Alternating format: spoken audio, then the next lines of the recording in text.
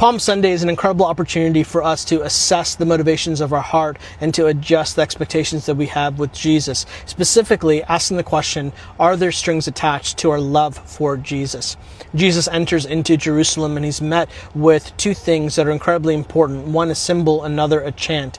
The symbol was the palm branch, and this was actually connected to an earlier story of the people of Israel with Simon of the Maccabees, who had won an incredibly important battle against the Syrians, and as he entered into Jerusalem, he was met with a crowd that was waving palm branches. So this symbol is connected to military might and victory of a king.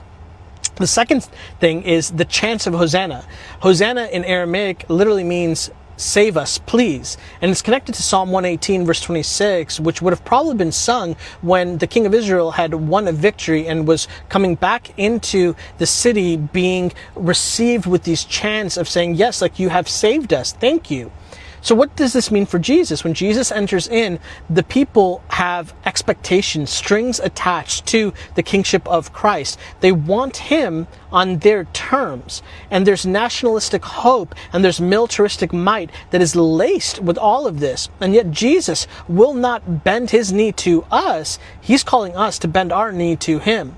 This is an incredible opportunity for you and I to assess what strings do we have that are attached to Jesus as King of heaven and earth. You see, Jesus came and he defeated sin and death through death itself. He came to deal with a much more significant enemy than Rome, a more deceptive and evil ruler than the emperor of Rome. He came to deal with sin and death itself and to set the captives free, you and I. And so as we come to think about Jesus on Palm Sunday, and as we celebrate the victory of Christ, and as we're thinking about his triumphant entry, we also have to remember that the very same crowd that chanted Hosanna, it was the very same crowd just a few days later that were chanting crucify him and wanted Barabbas in exchange for Jesus. Why? Because Jesus didn't meet their expectations, and so they were happy to dispose of him.